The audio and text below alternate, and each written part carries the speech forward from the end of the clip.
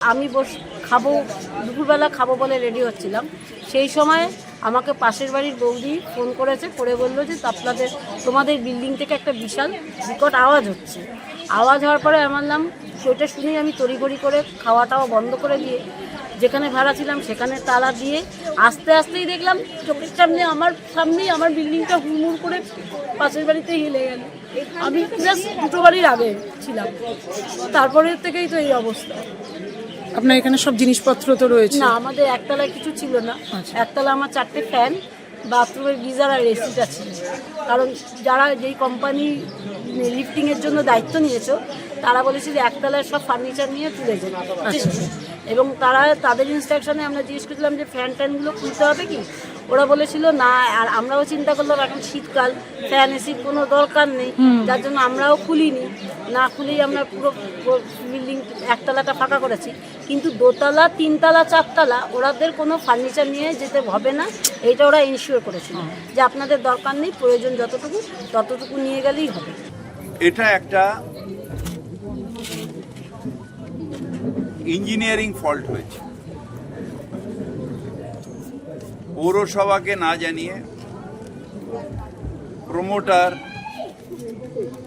সে নিজে পাকামি করে বোধহয় হরিয়ানার থেকে কাউকে নিয়ে এসে কোনো স্ট্রাকচারাল ইঞ্জিনিয়ারের সাপোর্ট না নিয়ে বা তার ওপিনিয়ন না নিয়ে, কর্পোরেশনের পারমিশন না নিয়ে বাড়িটা নাকি একটুখানি বেঁকেছিল, সেটাকে ঠিক করতে গেছে। সেই করতে গিয়ে এত বড় একটা বিপর্যয়, যেখানে তারা রড কেটেছে, তারা গাড়ি ওঠানোর যে জগ সেই জগ দিয়ে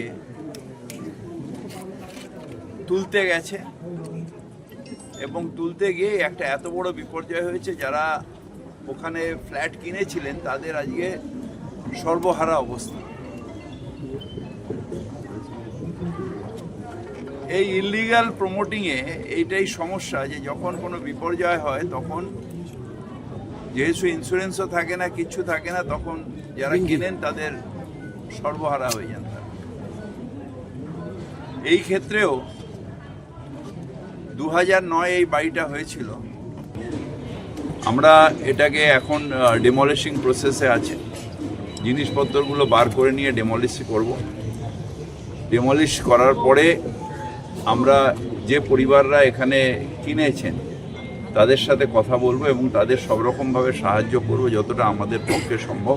থাকাই উচিত। তুমি আর পাশে আছে, পাশে থেকে বাঁচ দেওয়াটা উচিত না। পাশে থেকে বাড়িটা তো বাঁচাতে পারলো না, উল্টে বাইয়ার করে দিল। এ কেমন পাশে থাকা ভাই? প্রমোটার অ্যারেস্ট হয়েছে, যারা বাড়ির ওনার তারা অ্যারেস্ট হয়নি, ওটা সরকারের দয়া। তাদের নামে এফআইআর কেন হবে? তারা কিন্তু মামলায় যুক্ত হয়েছে, এখন অব্দি অ্যারেস্ট হোক বা না হোক, তারা কিন্তু পার্ট অফ দিস, মানে এই এফআইআর এটা নিয়ে যে মামলা তার একটা পার্ট হয়ে যাচ্ছে। সেটা কেন হবে? আমরা আদালতে শরণাপন্ন হতে পারি। আমরা 3 জন মাত্র কাউন্সিলর, বাকি সব বেআইনির পক্ষে। খারাপ লাগে এটা যে ওই অঞ্চলের যিনি কাউন্সিলর তিনিও এই বেআইনির পরে নীরব। বামেরা তো কেউ সাধু ছিল না, এখন সব তিলক কেটেছে, সন্ন্যাসী সাজছে। হ্যাঁ, এরা কেউ সাধু ছিল না। হ্যাঁ, এরা ছেলেকে মেরে তার রক্ত মাকে খাওয়াতো, এত সতী পুরুষ এরা।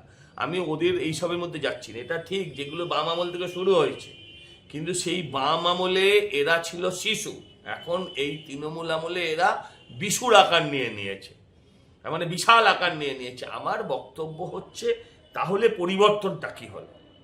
এই রাজ্যে মানে বেঁচে থাকাটা খবর, যে আপনি এখনো আছেন। লোকে জিজ্ঞাসা করে ভালো আছেন, আমি বললে আরে বলো আগে আপনি এখনো আছেন। হ্যাঁ, বেঁচে থাকাটা খবর, মরে যাওয়াটা কোনো স্বাভাবিক ঘটনা, কোনো খবরই না।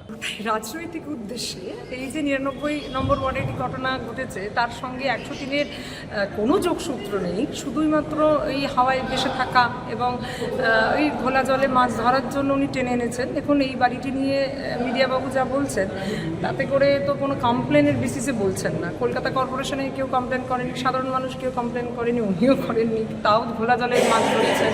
আমি নিশ্চিতভাবে থাকবে, যে তারা হলো আবার সত্যিকারের ভিকটিম, যাদের সাথে কালকে আমি কথা বলেছি। এবং আমি নিশ্চিতভাবে যে এটা আমরা পৌরসভার তরফ থেকেও এবং ওরা ইন্ডিয়ান পেনাল কোডেও যে প্রভিশন আছে তাতে নিশ্চিতভাবে পুলিশ এটা সহানুভূতির সাথে দেখবে যে প্রমোটার যে অন্যায় করেছে সেই অন্যায়টা তারা যারা ফ্ল্যাট ওনার তারা নিশ্চিতভাবে সেই অন্যায়টা করে। তারা অন্যায় হয়েছে কিন্তু অজান্তে হয়েছে, প্রমোটার যে অন্যায়টা করেছে এটা জানতে অন্যায় করেছে, তাই তাকে অ্যারেস্ট হয়েছে। এদের তো কাউকে অ্যারেস্ট হয়নি, যেহেতু পরিবারগুলো অত্যন্ত মানে সেরকম সচ্ছল নয়, মানে খুব ছোট ছোট চাকরি করে, প্রাইভেট ফার্মে চাকরি করে, ওখানে একটা ইয়ে করে দেবো, ওদের টেম্পোরারি অ্যারেঞ্জমেন্ট করে একটা বাসস্থানের ব্যবস্থা করে দেবো যাতে ওরা উচ্ছেদে, কারণ ওরা অন্য জায়গায় ভাড়া দিয়েও থাকতে পারবে না, এরকম অবস্থা।